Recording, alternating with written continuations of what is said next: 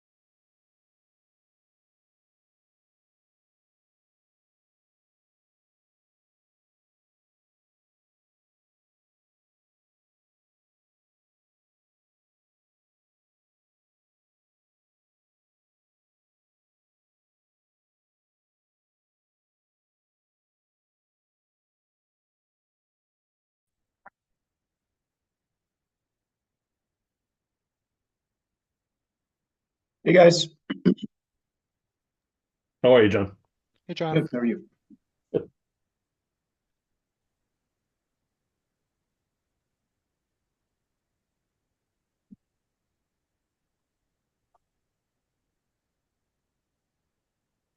like we're still waiting on a number of people, so we'll give it a couple more minutes.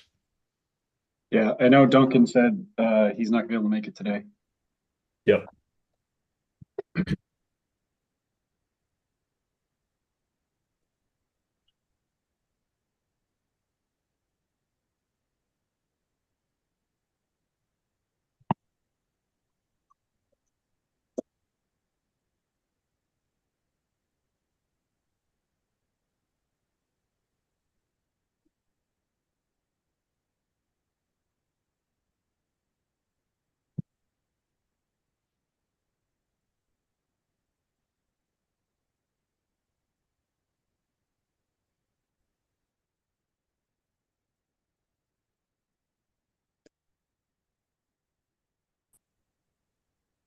Hey, Mariana. We're just giving it another minute or two for Laura and I'm assuming probably Alicia. So I think Duncan is out for the week. And then we'll get started.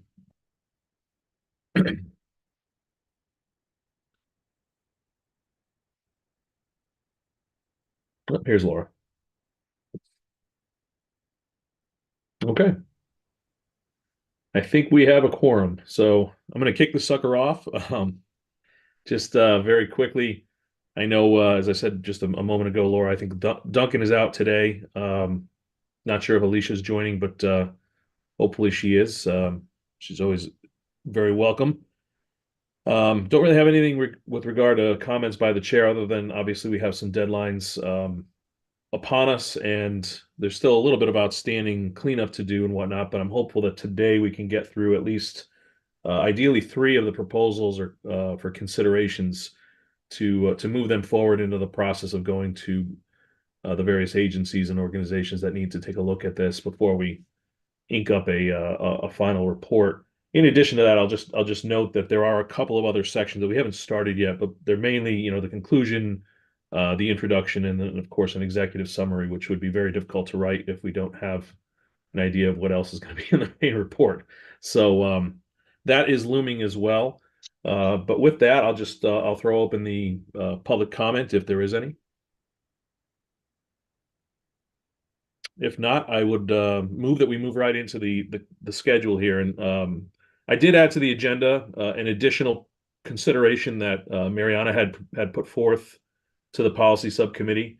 And I know, Mariana, I think you said you're not going to be around next week, so we wanted to go through this first so that we can actually discuss it, and then ideally finalize or at least give us the green light to clean up the copies of the hydropower tariff proposal and the existing hydropower procurement proposal as well, and then get to um, the RPS Class 1 amendment that Duncan had proposed. So without further ado, Mariana, if you want to just kind of give us an idea, overview of what you're discussing, and I'll share my screen. I actually have the document up here. So while I'm trying to do that, why don't you give a little overview?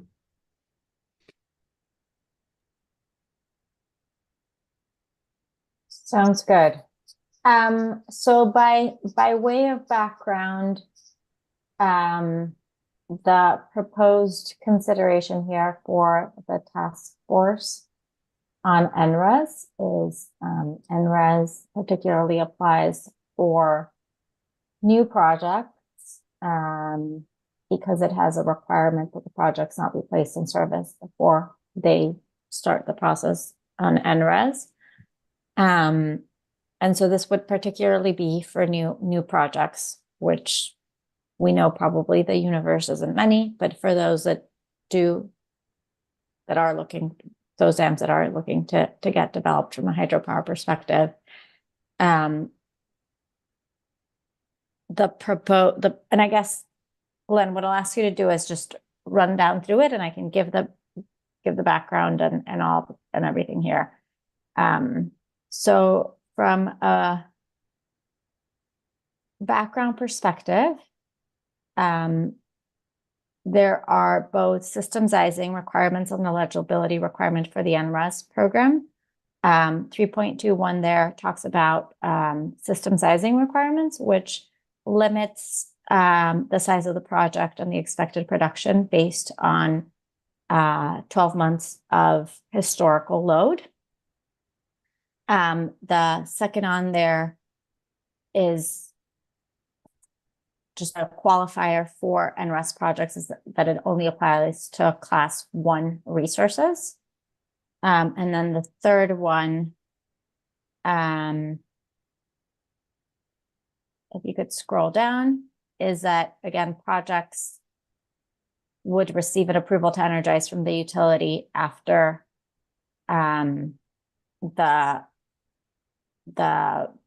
they elect to participate in NRES. And then under the NRES program, for those that are not familiar, I just included a couple of bullets on here about how it works. But basically it is for all projects up to 5 megawatts. Smaller projects that are under 200 kilowatts are sort of price takers, meaning that the price at which they're able to sell both electricity and RECs or environmental credits is determined by PURA.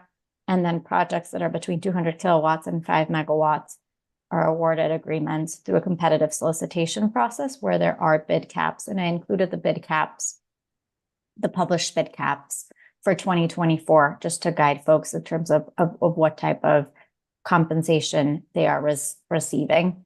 And there are two separate sort of ways in which systems can elect to get compensated. One is the buy all sell all, where basically you're selling energy and environmental attributes or RECs for one same price, and you obtain currently a 20-year compensation from the utility at that set rate, and that's paid on a quarterly basis. And then netting is kind of similar to net metering, where basically you supply power from the system to the grid, and that's either captured as savings or as sort of if a system owner would want to do some sort of PPA with a property owner, where that's sort of the meter where the project is interconnected to, they could get that, and then they elect to sell the RECs portion into the NRES program for a set rate over 20 years. And then going down, I guess the issues that I've identified for hydro projects to participate in this program is that the term, which many of you have raised here, it does not match sort of the typical FERC license term and longevity of the equipment. And it does not, currently that requirement about the historical load does not allow the hydro flow to be maximized due to the historical load requirements. Two have been added here. I don't know who added these. If you want to speak to them in terms of the issues for hydropower under the NRES tariff. That was me, Mariana. Yeah, I guess the way I understood the NRES tariff is that, it's a competitive process unless you're, like that under 200 kW capacity limit, and that part of the bid requires coming in with not only the generator side, but the customer side. And matching that, a project's output with a customer's load, those profiles is pretty difficult to do, particularly when usually customers, load data is not publicly available.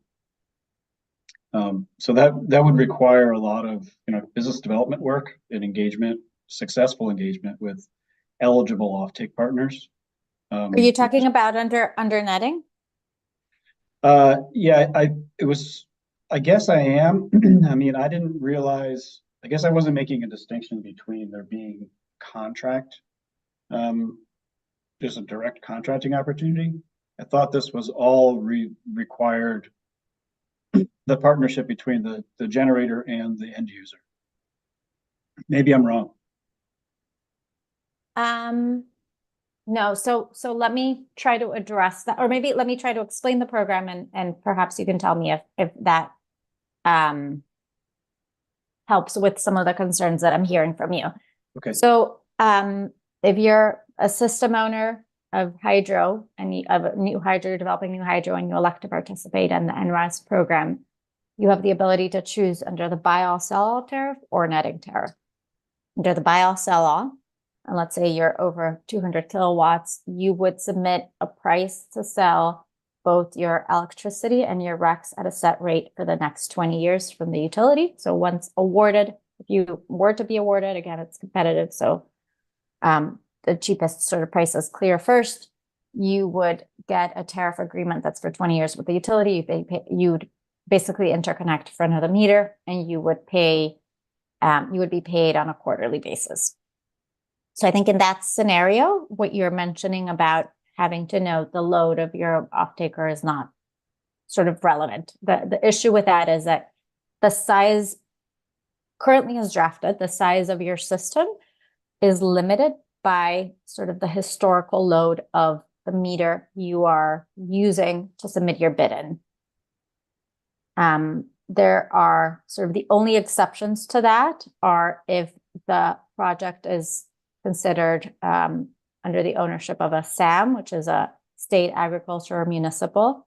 So the property parcel qualifies under that. You're able to basically do virtual net metering and use the load of anybody that you would choose to be your off-taker. So that's under buy all sell all.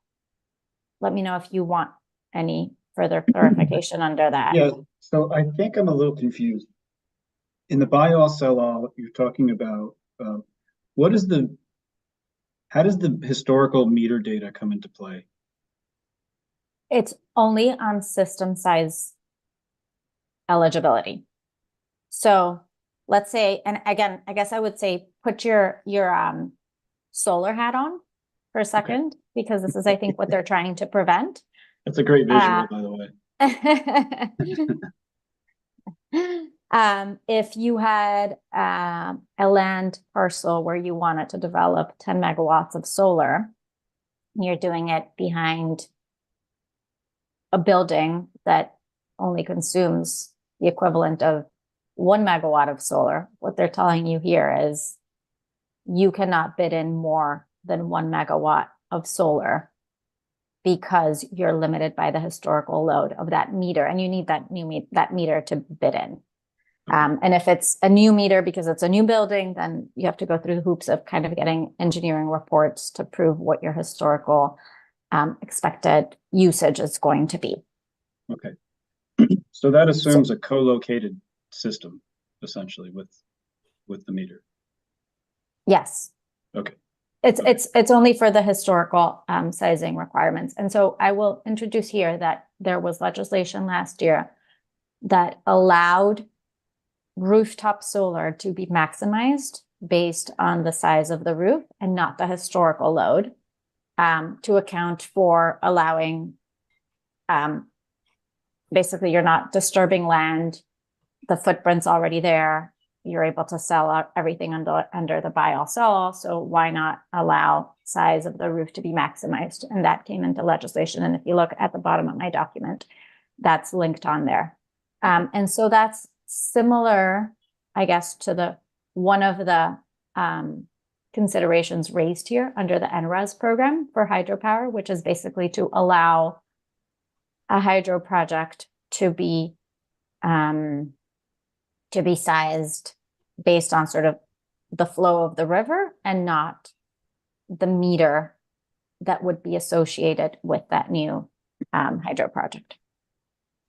Okay, that's helpful. In that And- case, Mariana, what would happen with the excess power? Because I'll just use an example of our own. You know, if there was an additional 1 megawatt or 2 megawatts, I should say, of power, and obviously, you know, a resource that's using that that would be a massive resource, massive facility. So there's going to be a lot of excess power. What would the rate be for that? I mean, Under the buy all sell all, you are again getting a whole it rate is for what it is. energy and RECs. Mhm. And so you're getting that. If you are trying to do a netting tariff, that's where it becomes challenging because if you have a lot of excess power, the excess power will be valued at the basically is it called the LMP rate? I might Yeah, be so at the LMP rate. Unless again, you're a SAM customer, state, ag, or municipal, and then you're able to offset some of that electricity with another SAM beneficial account. and this only applies to new, you said, right? Only applies to new Yeah. because Okay. project must be placed in service after the bid after a bid is submitted. And I guess the other, oh, go ahead, John. I feel like I was confused about how this program works. Some of my comments may not be relevant anymore after that explanation, but appreciate it. And I'm sorry for interrupting you. No, it's fine. And hopefully if you still have comments, I haven't gone through your comments other than what I see here now. Please raise them. And so if you go down the proposals, the proposal for a policy consideration here is to extend the tariff term to 40 years instead of 20 years for hydro assets, again, based on FERC license and longevity of equipment, and then allow projects to be sized based on hydro potential at the site instead of historical load of the meter, similar to the solar rooftop legislation that was approved last year. With these types of contracts and stuff, with the NRES program, are they indexed to inflation or anything like that? I mean, how does that work? Because, you know, if you set That's what you're getting for 20 years. yeah, you're getting it no matter what. So No matter what. you could be in the red tomorrow. Yeah. I mean, pros and cons. You Yeah, know, for sure. it almost works like a feeding tariff, Len, sorry, Green. It's been a long day. And you will get that for 20 years. Mhm. Okay. Does anybody have any questions on this? I know it's relatively, I know you mentioned it, I think previously, Mariana, but this is helpful to have the write-up here. I do have some, it is an interesting concept, and I don't think it's not without merit. I see limited ability to actually participate in this. I think you might have noted earlier, just because the amount of new opportunity is slim. One additional question I had is if you had the ability to increase capacity at an existing site, so you know, you can put in a new min turbine or something like that, min flow turbine at a facility that wouldn't impact the river or anything like that, and you were able to build something new. Would that qualify, or would it have to be a brand new site specific? I am not sure. You'd have to go back to the program rules, but I would guess that if you have to go through an interconnection process to get that approved, Mhm. then it would qualify. Because I know that, again, for solar, if you're doing new solar, added solar in a site where there was solar, that qualifies. But But an increase in general capacity at the existing facility wouldn't qualify based on that. I guess I would throw the question back at you. Would you have to go get interconnection approval for increased capacity? I think it depends on the the interconnection agreement that exists and what's available, and there's probably very site specific. But I'm just throwing it out there because there are some existing opportunities to increase capacity at specifically existing resources, but there are other challenges as well. They're not necessarily co-located with something that would be a good customer, a good fit, that Yep. type of thing. But um, it's an interesting concept. I think it's something that can be fleshed out. I think there's a lot of detail in here that to apply to hydropower would need I think a long examination to be able to do it. I don't know if anybody else has any other thoughts or questions on that. Well, I think Mariana, you were saying it currently does apply to hydropower, right? It But does. but it's more trying to but no one has taken advantage of it because of some of those complications that were raised. And what you're proposing are some ways to maybe make it less painful / more beneficial for a potential facility to participate in the program. And I was also, because this is very complicated and it's not necessarily my area of expertise, but was just curious about this one fell into the category of maybe is the juice worth the squeeze, right? Like how much of a universe of potential benefit might there be? And I think what Len was just mentioning is a good example. Like if this did apply to increases in capacity, irrespective of whether they required a new interconnection agreement, maybe potentially that's an area where there it might be a wider opportunity and universe that we should consider. But anyway, I think it's good that we're thinking about this because it is something that Hydro is already potentially able to participate in, but just hasn't because of some of those obstacles. So anyway, I appreciate Mariana, you're bringing it up. Yeah, and I appreciate you sort of bringing up the juice worth the squeeze. I don't think it's a huge universe of projects that would apply to this, but personally, I don't think it's a lot of squeeze that we're asking for here. So it's just a couple of modifications, and even if we just get one, particularly to the historical load, which has already been approved for rooftop solar. I know of at least one project that's potentially interested in participating. And as with all new projects, they have to go through all of the licensing and all of the permitting. And so you're sort of getting the good hydro in a program that is existing with just a few modifications. So maybe the cost to ratepayers is minimal.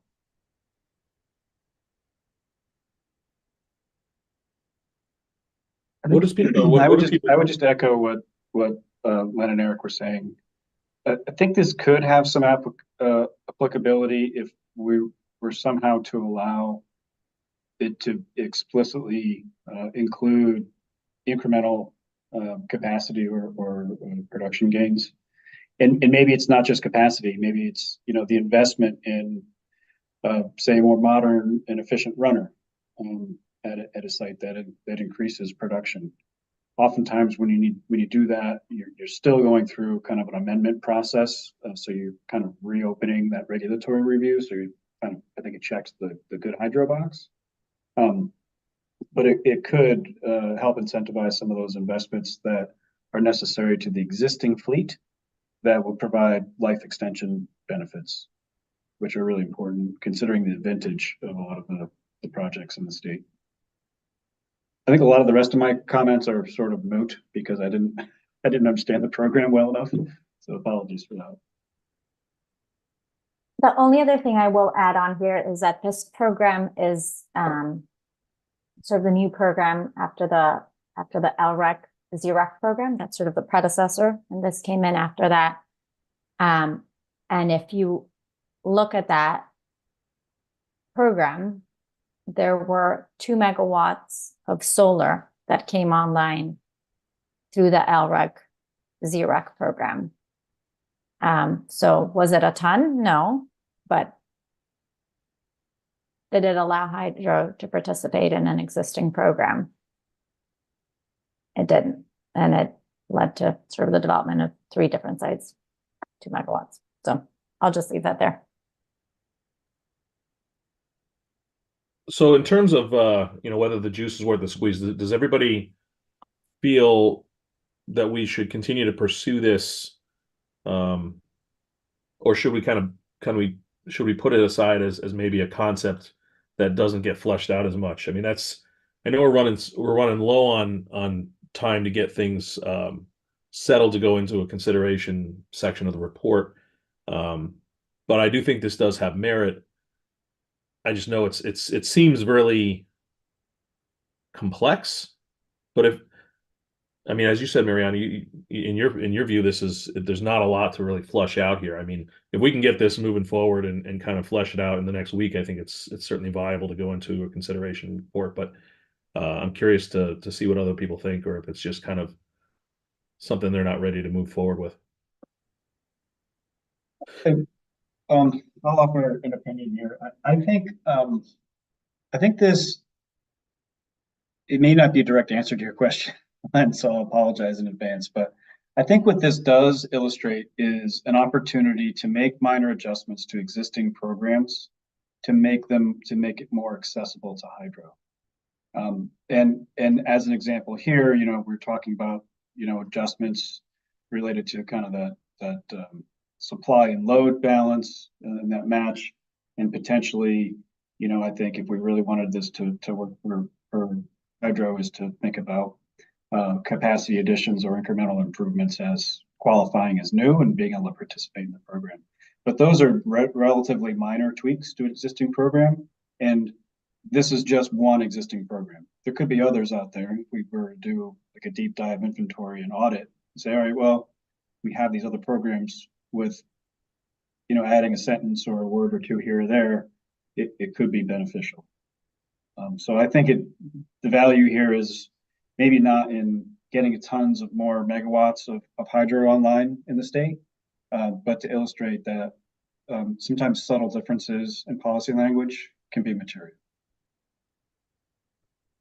Yeah, and I guess I would also say that I think it's worth including in our policy considerations. Even though the benefit might be relatively limited, there are some things that we're just starting to talk about, though, that might allow, if, for example, it was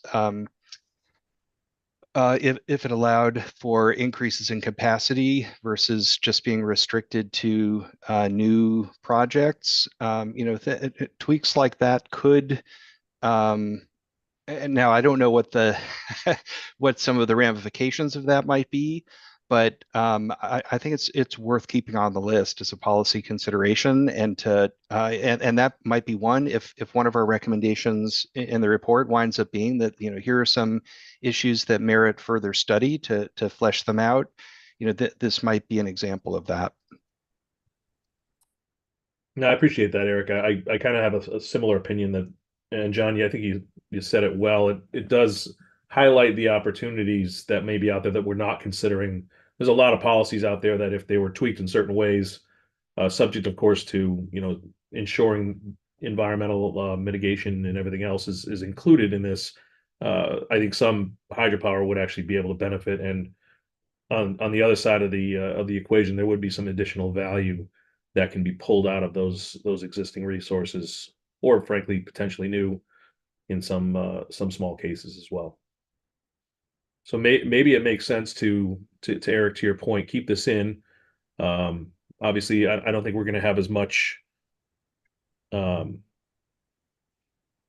I say. just, Go ahead, Marianne. I'm sorry, sorry. Len, can I just interrupt you because Sure. I pulled in the program manual.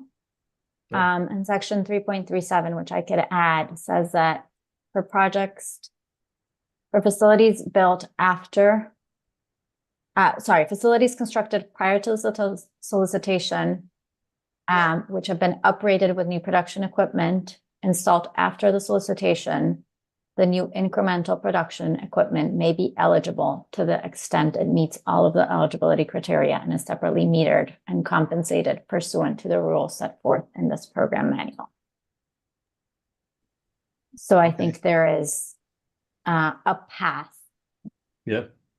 for what you all are proposing, which wasn't on my mind when I drafted it. So thanks for asking, and I'll include that language. Okay. Yeah, thanks, Mariana. That's really helpful. Actually, it's there. Is it? We Yeah. didn't even. I read the first sentence and just kept going, but it's there. Okay. And 3.37. So it would apply. It might just need to be separately metered, I guess is what this is trying to say. But it's Mhm. path. So I would recommend then that we this is in the SharePoint. I think everybody on the policy committee has access to it already. Just kind of go in and make recommendations or tweaks or whatever we can over the next few days.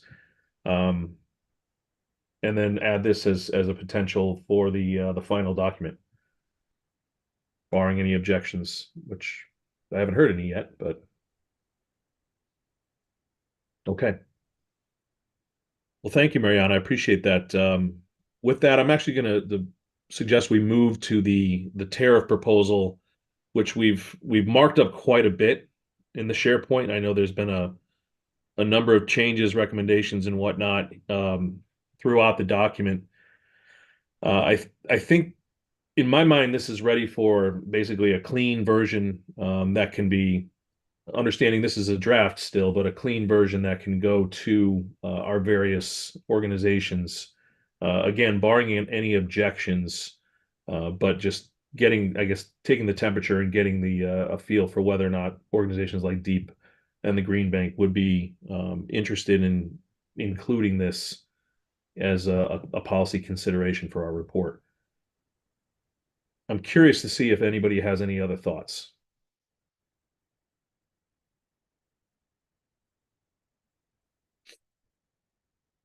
I know we've gone through it in quite some detail over the last couple of meetings, so we probably don't need to beat any more dead horses here, but uh, I also don't want to leave anybody's voice out if somebody has other thoughts. I think one of the key things that we need to discuss here is what rate is being proposed.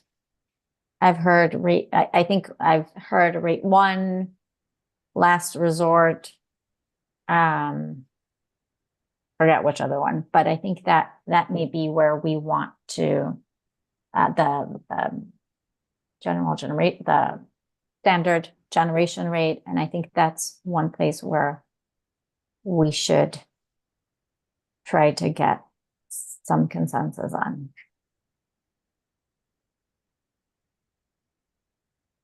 Understood. And I'm gonna call out John Petrella just because I know that John had put this initial document together, just to see if he has any thoughts on this. I know that the last resort was I think the original concept that was pulled out here, but curious what you thought about that, John. Yeah, I mean, I feel like there's a lot that that utilities put into developing those rates, and if even if we default to specifying similar to what Rhode Island has done with that kind of that lowest, probably the commercial industrial rate that's published for the quarter, it gives us, we don't have to make it up, right? I think that's the part of the beauty of it is it's derived from someone else, but it's obviously a benefit to owners because it's above the LMP or that rate 980 or UI's SG2. So I would suggest we just sort of stick. I think that's what we had in there. Um, and Marianne, I haven't looked at all the changes that have been made here, but I think you had linked in the Connecticut equivalent to the Yes. Rhode Island. So maybe we just, unless somebody's already done that, maybe we just kind of replace those values with the Connecticut values and or the appropriate reference. It looks like Duncan had recommended a strike through. I just pulled it out for a second, so just keep in mind he had recommended that. I know he's not here, but this is the language I believe you're referring to, John. Obviously, Right. would need some tweaks. You know, we don't need to reference Rhode Island's last resort Right. service tariff, but this is the language you were referring to. Correct. And then instead of like in number one there, it says, G2 or G32, we would put in the Connecticut equivalent for each of Yep. the DUs. Yep. I'm just going to make a note here. So I think one thing, again, I don't know about Rhode Island, but just pulling up the definitions from Eversource about standard service versus last resort service. Last resort service is basically available to any customer who is not eligible to receive standard service and does not have competitive generation service or third-party service. Whereas standard service is what's available basically to any customer who does not receive competitive generation or third-party service. So I think that's where my mind goes in terms of standard service versus last resort service. I guess most generators or most customers should be able to get the standard service. So I would ask here, why go for the last resort service? I would have to look at, do you know what the difference is in those rates? Yeah, if you go to that link in my Where did you comments, Okay. you That's can right here. see the differences. Yep. Let me click on it. So the first page you see on the top left, it says standard service. Right. So those are the standard service rates based on the rate structure you're in. Okay. And then if you keep going down, the second page has the last resort, which is for, and my understanding is it's those rates 39, 41 without having done an extensive rate analysis is usually larger consumers of electricity. I guess my first reaction is either one of those is leaps and bounds better than the existing alternative. So, from my perspective, either would be acceptable. Maybe this is a question more for Pura, and when they look at kind of ratepayer impacts, like which is more palatable, right? And that's a fair point, John. I think I had reached out to Stephen and Quat earlier this week just to kind of ask what kind of information they need in terms of trying to figure out ratepayer impacts and whatnot. I don't know if Stephen or Quat you want to weigh in here, but essentially the more detail the better. I think was the general gist of it, of course. But I think that this is a question that might be best served by the experts who deal with this sort of thing on a regular basis, as opposed to someone like me. Us common people. Yeah, I don't know, Stephen or Quad, if you're available to speak on this. Trying to see who's on here.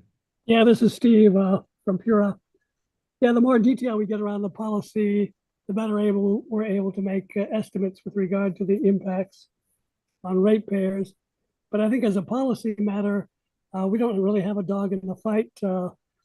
If the standard rate is generally higher than the last resort rate. That would be a policy call as to which rate would be acceptable or better. But we're happy to try and flesh out what the impacts would be under either scenario. Maybe that's the answer. Maybe the best case scenario would be just say, hey, can you look at this from a standard service offer rate versus a last resort, and then just get that information and it's possible maybe we just leave it in there as something that the legislature needs to take into consideration as to how they'd rather approach it. I think John's correct. I mean, my understanding, the way a lot of those smaller hydros are experiencing the world today, I think either one would be, you said leaps and bounds. I think that's an appropriate descriptor that, compared to what smaller hydros are subject to right now. I think that this would be a substantial help. Go ahead, John. Yeah, and I guess Steve, just kind of one thing to think about is that we know you need some policy descriptions to run an analysis here, but we should kind of just talk about the basic inputs to create a simple analysis. And if you were to run, I mean, we would have to kind of build in assumptions, right, around the participation of hydro in any of these. But if we started with a fairly finite world of what we already know in terms of what's Connecticut hydro resources look like, and you ran that analysis under both the standard and last resort service, whatever that relative difference is going to be very helpful and indicative to the end of the rate to the ultimate impact on ratepayers. It's a little bit of a black box, but if we're comparing them to each other, it almost doesn't matter if we're just looking at it as a kind of a percent. Because it's always crystal ball stuff when we're thinking of, who's going to participate in this. Right. There's the uncertainty that would make any of these estimates sort of gross approximations. Yeah, I mean, there's no doubt about it. It's definitely going to be a very, very rough approximation, because we don't know who would actually be able to qualify and potentially participate. But if we were to take the assumption, or if Pura were to take the assumption that, for example, say worst case scenario for the state, or maybe not worst case scenario, it's not a good way to put it, but essentially, if you had maximum participation, so to speak, if you basically took the entire universe of who could potentially participate in this, that's a finite universe of, a couple dozen resources, maybe at most. If you took that maximum number and then just compared the two, is that enough information for Pura to actually do a rough quantitative analysis?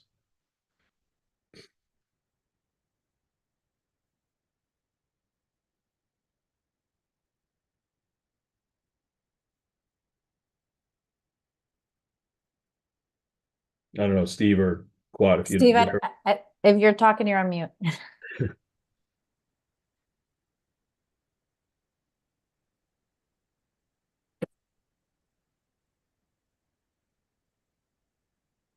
maybe they're having the opportunity to discuss it, but I see you came off mute, Eric. Go ahead. Yeah, I'm just wondering if one of the things that might be helpful for Steve or Quad to do that analysis is for us to just frame up the questions that we're maybe that's putting out there and hopefully that would help them be really specific with some answers. Yeah, this is Steve. I finally got off mute, having some technical difficulties. But yeah, sort of going with the universe of potential projects out there is, and being able to figure out what the price differential is, then that would give us an ability to make some rough estimates. Thank you, Steve. Okay. And on that, I actually wonder if what would be helpful is to put together like a table with, again, assumptions in terms of what we think is the like eligible market or like potential in terms of size. And then the compensation for each of the proposed considerations. And for some, it might be easier than for others. I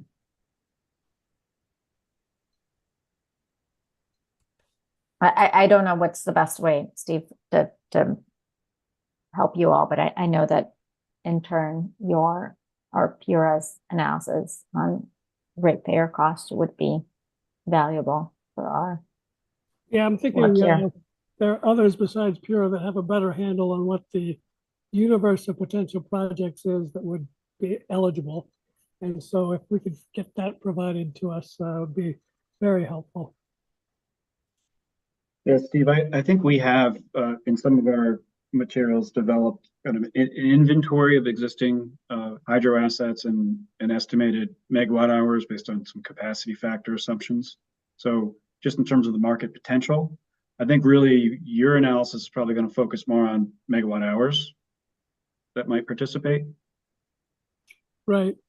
Yeah, And so we can prices. get that over to you. I have an Excel file with that. You can have at it. That would be great. Sure. And yeah, I guess in addition to the ratepayer cost based on that market of available megawatt hours, it would probably be helpful to also see what the cost is per megawatt hour for the different proposals. To Right. see how they rate. The rate is, yep. Okay. Does anybody Steve- else? Go ahead. I'm sorry, Mariana. No, I was just gonna ask, what does timing look like for Pura to run something like this? Thinking we'd need about a week or so. And I'd have just to check with the professionals here, though. and Steve, just curious in terms of how you would at a high level run the analysis. Is it just that you establish kind of long-term pricing curves for the energy that assuming it would have otherwise participated in the ISO market, and then you compare that to whatever rate is assumed to be established here, and that's the ratepayer impact? Right, the cost of the program above and beyond what would otherwise be the Yeah. the Okay. cost of LMP or whatever. Yeah. Okay. That makes sense.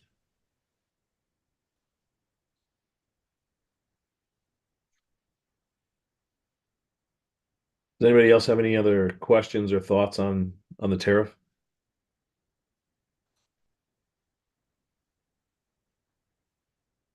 Okay, barring that, I would say that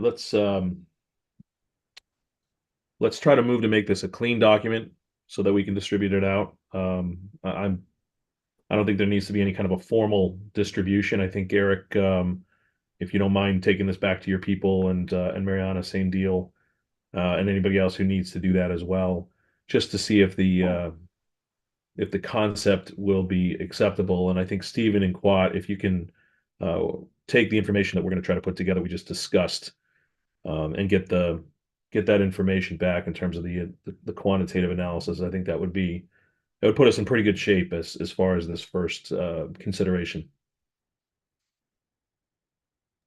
Yeah, glad to do that, Len. Just let us know when it's clean and ready to go. And of course, once again, back to the very beginning of when we decided, these are not necessarily policy recommendations, but considerations that helps.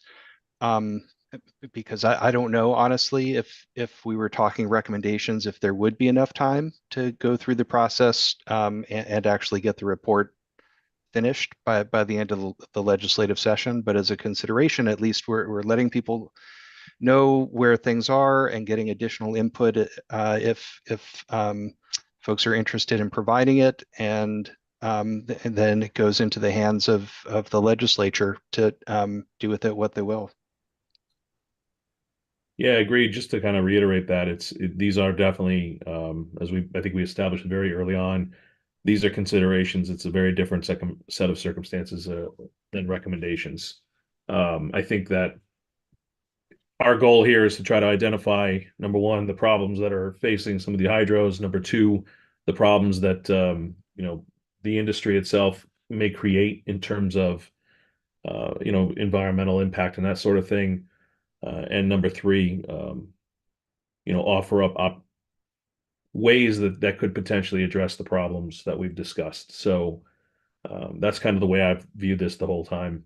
So I think that it gives people cover, so to speak, their organizations cover. Okay, with that, I go ahead, John. Just from a practical perspective, who has the pen on doing the cleanup? Do we have any volunteers?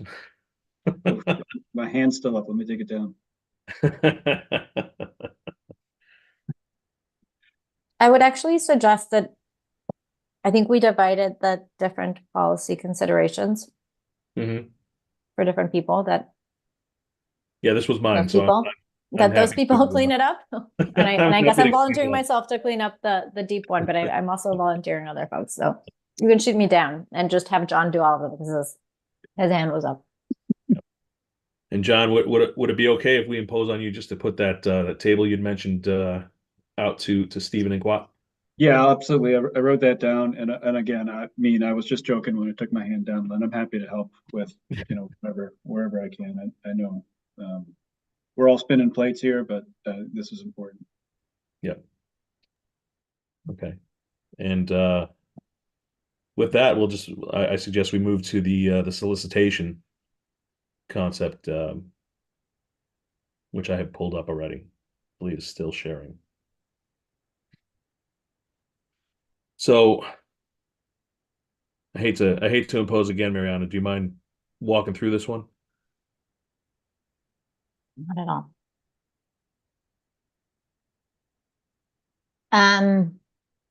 So I'll walk through I think the changes worth discussing here. One of the changes that was introduced here was by Duncan about inserting language. So this is just for projects. It applies only for projects that are under 3.5 megawatts.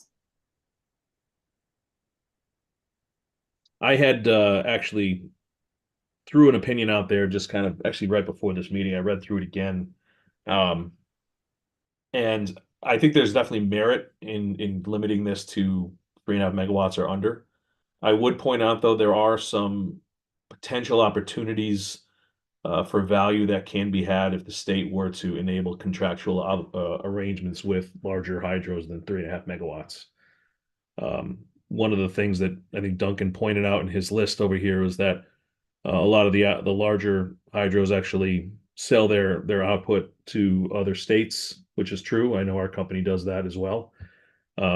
This would actually give the state of Connecticut an opportunity to pull back their own locally produced hydropower or others as well. So, I mean, there is some value to that. I just want to point it out, but at the same time, I certainly don't want to throw the brakes on a consideration simply because of that. I think the larger issue that we've identified is that the smaller hydros need more help than the bigger ones.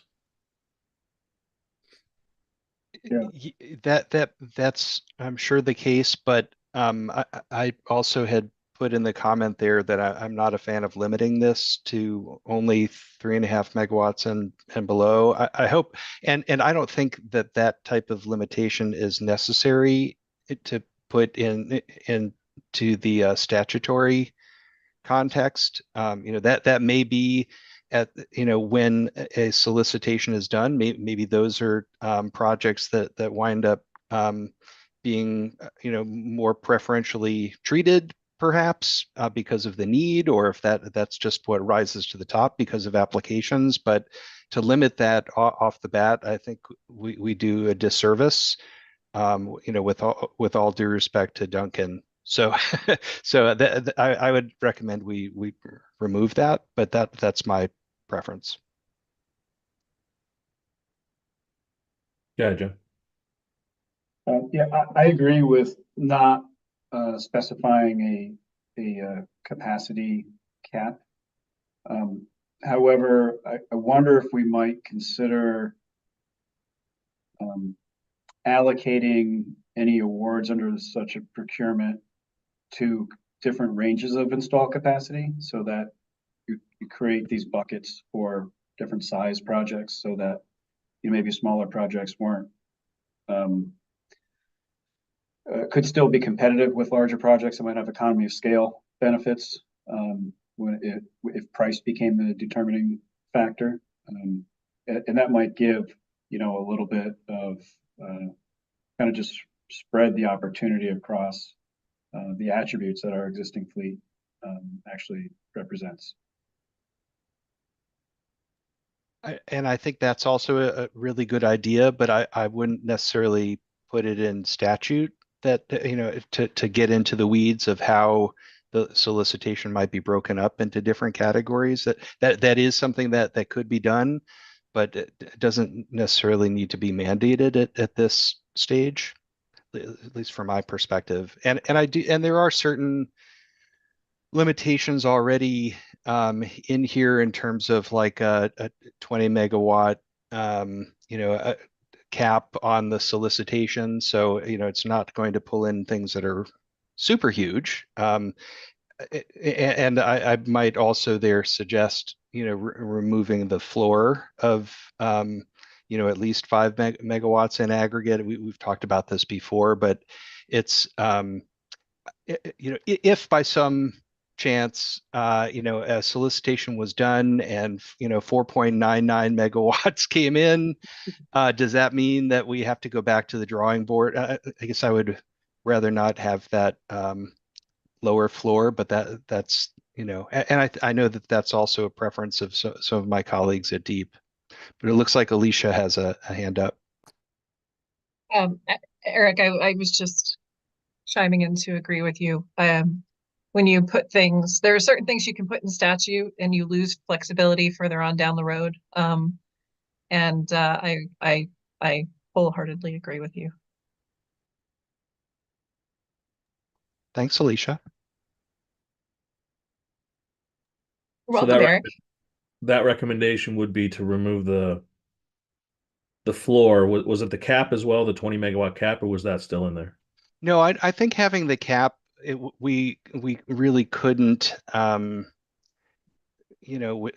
be able to do it without having some sort of cap. I don't know that anyone would allow that to happen, but it was really more concerned about the floor and about the limitation of under 3.5 megawatts.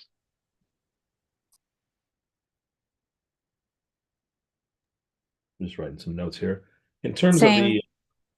of the cap, then I think my guess is one of the concerns that Duncan has, and I think John alluded to it, was that if you have a cap of 20 megawatts that can be contracted with existing, and you allow for some of the larger facilities, say like, a 10 megawatt facility or something like that participates, that takes up half the cap right there. Then you're severely limiting the pool of resources.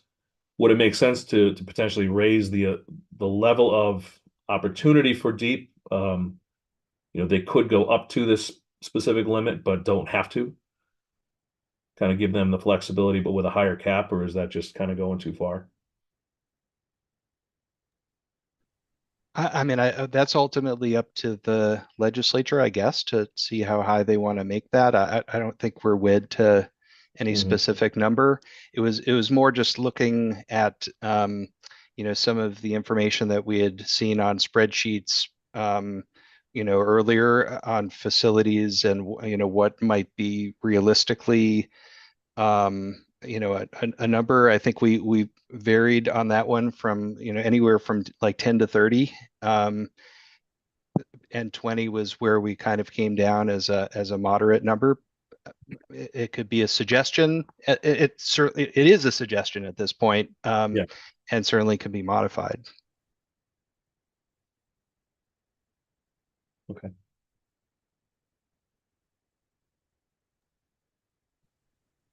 It sounds like I'm hearing And let me know if anybody opposes. To remove the language of under 3.5 megawatt capacity that was introduced on the top, and then towards the bottom in the sentence that starts, the commissioner shall select proposals from such resources for at least 5 megawatt in aggregate and up to 20 megawatt, to also eliminate that 5 megawatt floor. Does anybody oppose including those edits in the next quote unquote clean turn? Nope, makes sense to me. Okay.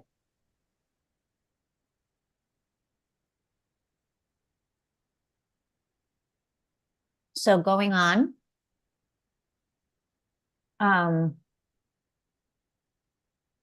Language was added Was it done?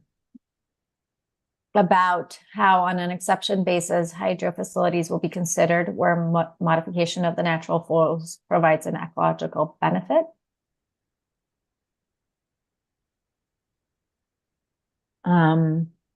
Any questions or objections to that language? I really like the suggested language. I think it's very responsive to what we talked about at our last meeting.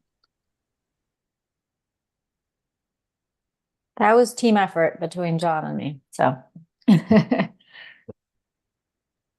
Great. get all the credit, Mariana. You did the heavy lifting. Thank you. I'll pat myself on the back. Okay, I'll keep going, but folks, please interrupt me. The next change was in terms of clarifying that the proposals are to award long-term contracts. That's added in the next sentence.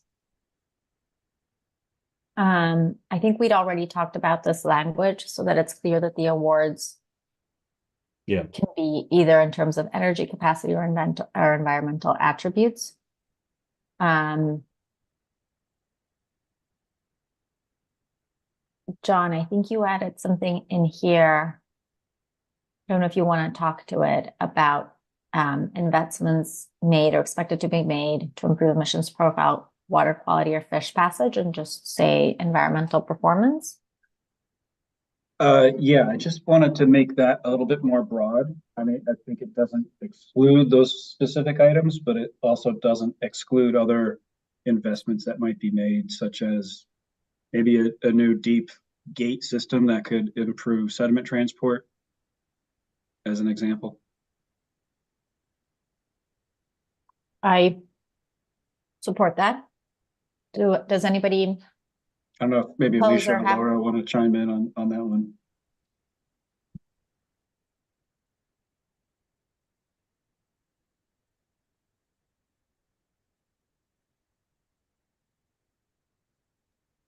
Hey, you guys, I've been pretty quiet, but that's because I haven't, we were writing up our own one. And then I was looking at the edits you guys made to that one. I didn't get a chance to go through all of these policy ones.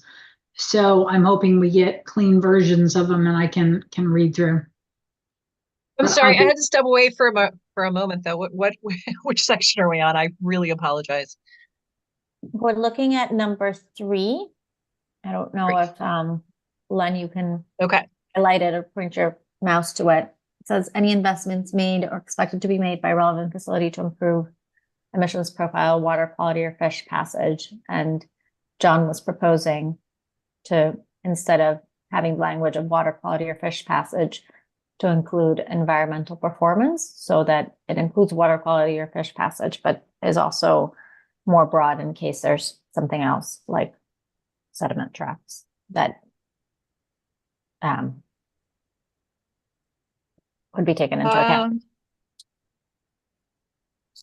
I think I'm okay with that. I guess I'm just wondering to what extent is that that phrase going to be questioned? But I know what it means to me. We might want to include a definition somewhere that gives a general definition. I don't know, Eric, do you think that's necessary? Probably, it does need some definition. And like if this were turning into legislation, they might want to reference, such as the following, such as but not Right. limited to, and give an example. Yeah. Yeah, so the such as but not limited to language would probably make it a little bit clear. Yeah, that makes sense. So maybe add environmental performance, such as but not limited to water quality or fish passage. I like that. And I don't mean to be nitpicky. I've just been in too many situations with statutes where there's so many ways things could be interpreted, and it could go a lot of different ways. So just try to make sure it goes the way I want it to. I don't think it's nitpicky. I appreciate the thoroughness and your experience. Okay, I'll continue going down. Please stop me. And I think here on number 7, John, you added some language about function as a load reducing resource. You want to talk to that? Yeah, and I think my edit got cut off because I don't know, SharePoint was a little clunky when I was using it. So, but essentially a load reducer is a capacity resource for the utilities where it reduces their obligations to go and purchase capacity on the forward capacity market, and there's can be pretty good value there for them. So that's just I guess it's an example of a distribution system benefit. And the rest of that sentence should have read function as a load reducing resource as defined by ISO New England, because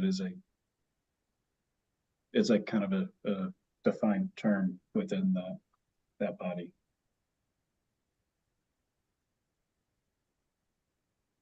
I think it's just another example of, I think where you were going with, or where this initial language was going, identifying microgrids as, kind of beneficial to the system.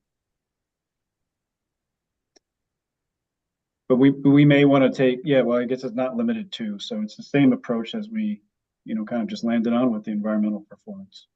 Mm-hmm.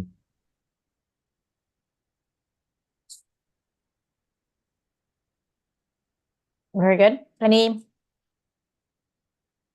objections to that language? Nope.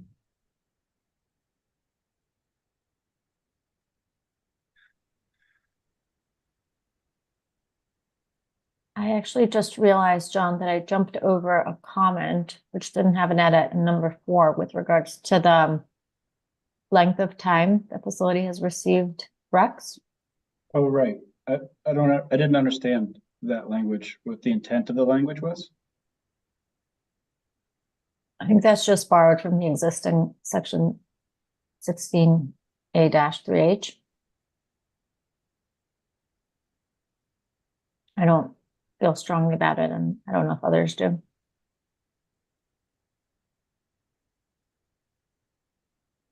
I don't know the purpose of it either. So. I'll remove it, and if anybody objects, please feel free to do so.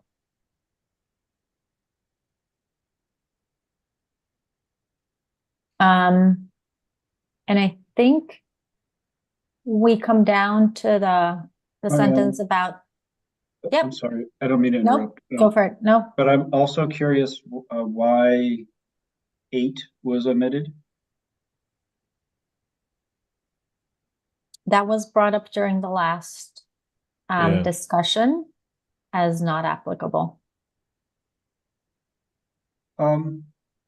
It could be. I mean, certainly, there are, a lot of dams are associated with old mill sites and other industrial uses that could qualify as brownfields. So it means certain hydros would be a beneficial reuse, or are a beneficial reuse of those areas. John, you're right. I'm the one who recommended that be taken out because I was thinking more that was directed at solar. But yes, John is right. I think that there is a good case to leave that in. I don't see the harm in keeping it there. Same here. We'll restore it. Thank you for asking the question again, John. Bring it up. And with that, I think we get to the floor and the cap, which I know we discussed.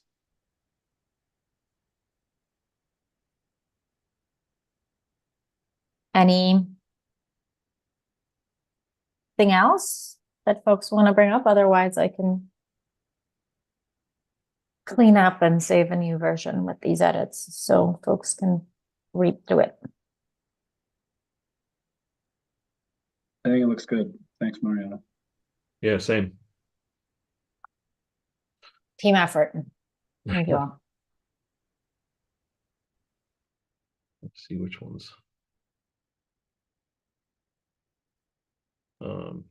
Class one. What is the Yeah, next looks like one? I didn't open that up here. That was listed, I believe, under hydro study policy suggestions, if I'm not mistaken. Is that correct?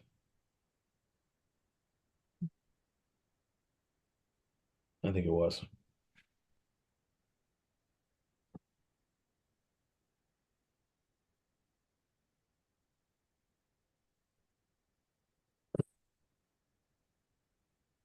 Okay. So I know Duncan had he had put this together, I believe. So I'll try to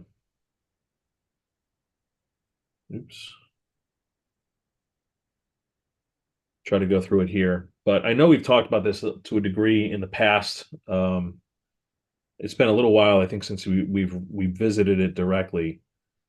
But I think some of the major changes were obviously the 30 megawatts from the 60. I think we've discussed already. Instantaneous run of river, I think, was something that had been recommended by the group.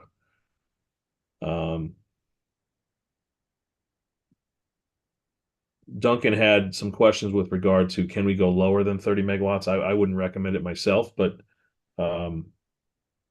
obviously others may have other thoughts. That would be something I think that we would have an issue with. I saw John, you had a hand up. It was a mistake. Sorry. What's that? I didn't mean to do that. It was a mistake. Oh, no problem. I think 30 is a lot safer because we're really just going back to what was in statute before last session. And I think there's very good justification for bringing it back down to 30. There's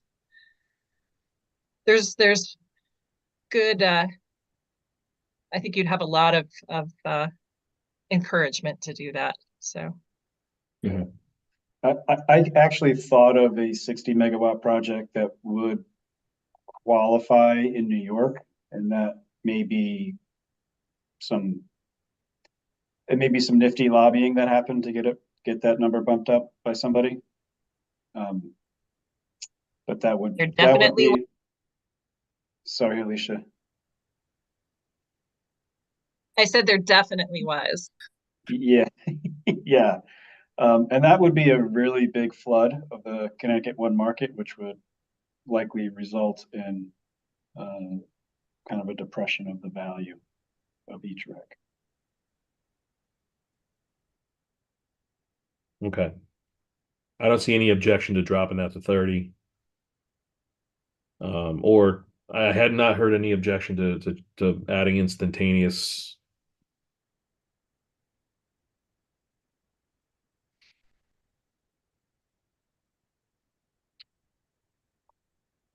And then there's this addition here. This is the I think the crux of it, which is adding the resources that would be new qualifications, I think, under the system here. And that would be some of the smaller hydros that Duncan has talked about. I believe we have it in here as no more than 10 megawatts interconnected with the electric distribution company or municipality. We may want to clean that up to read municipal utility, depending on how it's defined in statute, because most municipalities don't actually have. They're not the ones who are operating the distribution system. It's a municipal utility.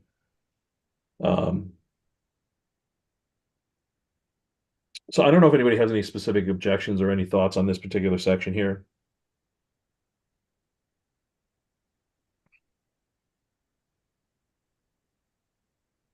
I think it looks good after a lot of, good conversation. I think we've landed, seems like in a place that we're all, relatively comfortable. Laura or Alicia, did you have any other thoughts on this? I know that we've talked about it a lot, but it's been a little while since we've actually talked about it. I think at one of the meetings, it's been a couple weeks. Laura? Yeah, what I was trying to say earlier, I think I said, I have not had a chance to go through any of these in any depth since the last time we chatted. So I do want to go through them, but I don't have any comment right now. Okay. So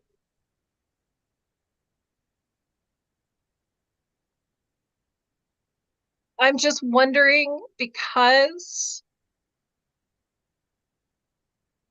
it is not limited to in-state, I'm curious about how this may impact the credit values.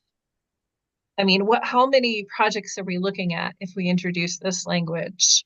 And what sort of impact is it going to have on the value of the renewable energy credits?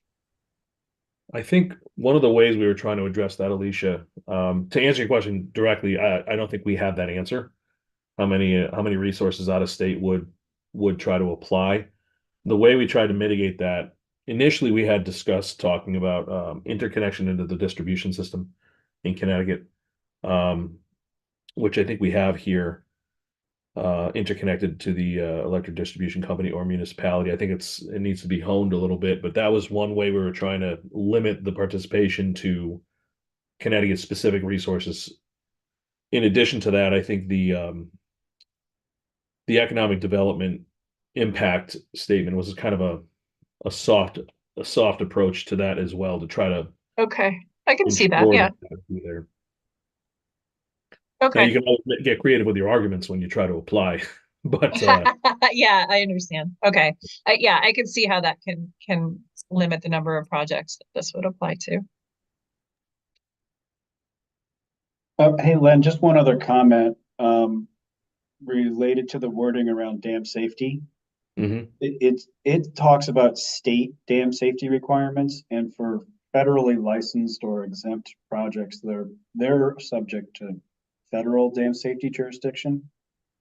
Maybe some of the non-jurisdictional ones fall into that state jurisdictional category, but I wonder if we're just remove the word state from that sentence in number 6. I Yeah. think I understand the point, but I think some of my colleagues would have a problem with that. So I don't know if how critical would you say that change would be to you, John? Well, I think it becomes problematic when, we have several FERC licensed sites in the state, and our dam safety, all that is administered through the FERC. We have no interaction with the state dam safety office. So for us to demonstrate compliance with the state dam safety requirements, I'm not sure what that would mean. Well, it says applicable state dam safety requirements. I guess if there aren't any that are applicable, then there's nothing being added. But if there, I just want to make sure that if there might be something that's applicable, we're not cutting it out. Yeah. Right. And I think that's the applicable is that qualifying statement, right? So if the dam safety jurisdiction for you falls under FERC, there isn't a dam safety requirement that is applicable to your project. So that's the key word there. But we also want to make sure that the project meets the federal dam safety requirements, right? So we're excluding, by being explicit about state, we're sort of excluding federal. We remove state, it applies whatever standard is applicable, right? Whether Should it's we just state. add, should we just add and federal to make sure everybody's covered? That's what I'm thinking. I think I'd rather see that than removing state, I guess. Or Or is fine. yeah. Okay, yeah, I think or is more appropriate. Again, it's just, I'm not sure what kind of gymnastics, somebody reviewing an application might want to jump through, and obviously dam safety is critical to an owner, and we want to make sure that if this is a pathway we can go down, that we're able to do that. Mhm.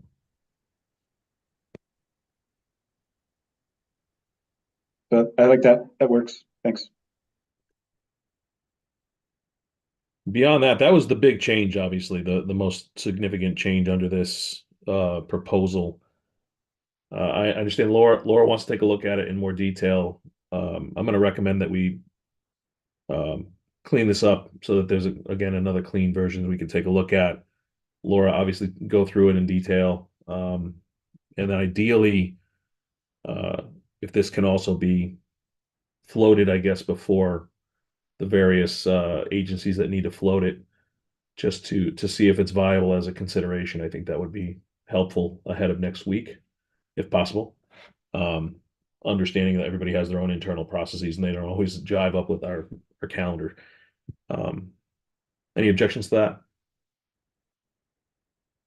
Okay. Now I know we're running up on time. I had included on the agenda. I got really aggressive with this thing and tried to include status updates from the subcommittees. I think we are all working through some of the proposed subcommittee report sections. I would recommend that we table this till next week and keep working on that behind the scenes and try to go through that in more detail next week and try to hammer down the language on those. I see Eric, you have your hand up. I agree with that 100%, Len. And I just wanted to make sure to note that there is a public hearing next week before the Energy and Technology Committee and a bill that does specifically call out class 1 RPS for hydro on the agenda. There might also be an additional bill that is the placeholder bill for recommendations of the task force, which might be in the next and last public hearing, which I think might be potentially on March 14th.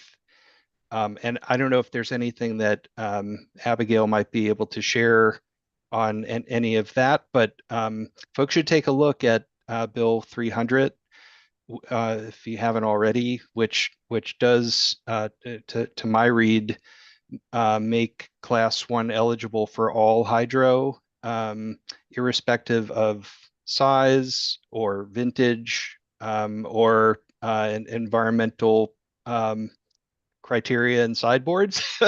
And it also it deals with nuclear, and it may be meant to be a concept that is a starter rather than a finished product, as many bills are at this stage of the game. But just wanted to make sure to flag that for members of the task force. This looks a lot like what came out last session. This is a repeat of that. The RPS bill, Alicia? Yeah, 300. At least the class 1 definitions. A lot of the things that are stricken or were stricken last year, and I can't remember the name of that bill.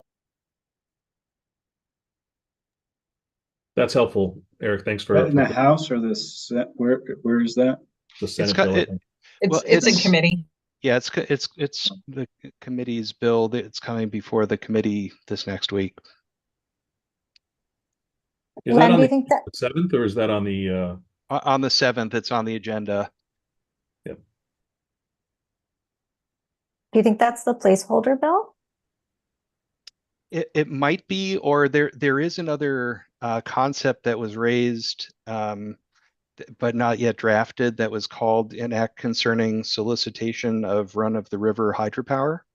And I thought that might be the placeholder for this solicitation concept that we've been talking about. And I mean, placeholders they may gut something entirely unrelated and use that as the vehicle to move something forward down the road. So it's more subject matter oriented, I think, when it comes to the public hearings. And I think it seems like they're going to capture quite a bit of testimony, I would imagine, from these various proposals that have some similarities to what we've been talking about in this task force. So um, it's good to flag it, though, Eric. I think we obviously all have interest in those different bills and those different issues. And I do plan on reaching out to Representative Steinberg and potentially Senator Needleman to see if they want, assuming we can get our considerations somewhat finalized over the next week and a half, if they want the task force to come and testify specifically, or just get the report out and testify on behalf of our individual groups. So I'm not sure how they prefer to do that. Beyond that, I was going to say, is there any public comment? Well, not public comment, but just Eric, after reading Bill 300, this looks like this is not the placeholder bill for this. I can say that. This looks very much like possibly a compromise bill that one side of energy and technology wanted to bring out this session, because it also includes expanding natural gas. So And nuclear as well, if I'm not mistaken, right? Yeah.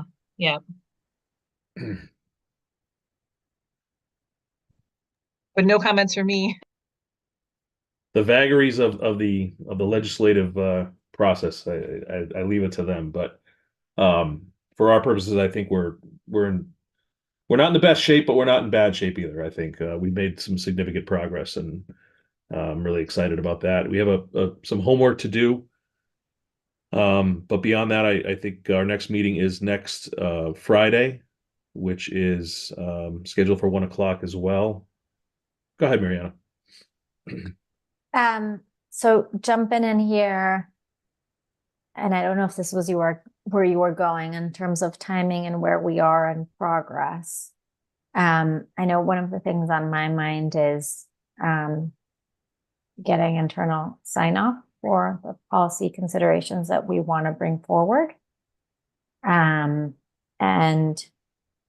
this is being sort of considered internally, and as it is, we'll have to see if it needs to get full board approval or not. And if it does, board meeting is March 15th, with materials needing to be circulated by March 8th.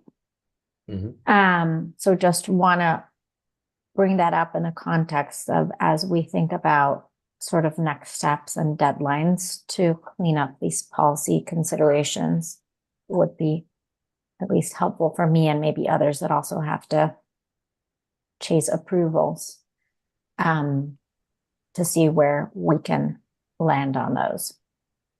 Speaking of chasing approvals, I don't know if you're specifically referring to me, Mariana, but that is something that I will have to wrestle with as well. And just thinking that at the same time that it will be very helpful to have clean versions to bring back for consideration, internally within our agencies, and also potentially, the governor's office may have an interest, and other levels of consideration for our considerations. It might be also helpful to start the comments alongside the considerations, so that as we're fleshing out concerns or areas of strong support, or areas that might need additional work to be firmed up, we should be thinking about that too within our deadline as best we can, so that if some of us may not be able to get full-throated approval for various things, at least we'll be able to capture comments in the report in some way, shape, or form. No, that's a good point. I know Pura in particular has a concern and will be weighing in on any of the specific considerations. other than potentially offering up some quantitative analysis. But you know, if that's the case, if Deep and Green Bank or anybody else for that matter wants to oppose the consideration or simply say we have no dog in this fight, we can certainly make note of that in the report and make sure that that's included. And by the way, on that point, Lynn, I would certainly appreciate it, and others may feel similarly that, you know, if there is concern about a point that as best as possible, we leave it slightly anonymized. You know, not necessarily, you know, everyone supports this but Deep. And here's why Deep is right, of course. But anyway, I do appreciate, you know, the way that you've led this group, Len, very, very much. And I think that we've had a really great open discussion. I like, as we talk about considerations, you know, that's why I think we've continued to be open to, yeah, it's a worthy consideration. Let's include it. But let's just make sure that if there is need for additional comment, we put that in as well. That sounds good. Okay. Barring that, I think we've covered pretty much what we were supposed to, and we're only 1 minute late, so not too bad. Does anybody else have anything for the good of the order? If not, have a great weekend. Thanks, Len, Lynn. sorry, Thanks, one everybody. thing. Oh. Sorry, one thing. So when do we want to have these circulated and cleaned up by? I was hoping to get my piece done by Monday. I want to get this out as soon as I possibly can. So. And I'll commit to having mine done by today since I'll be away next week. So Okay. I guess we'll be in good shape by early next week. Thank you. That's helpful for me. All right. Thanks, guys. Have a great weekend. Thanks Take all. care. Take care. Bye. Bye.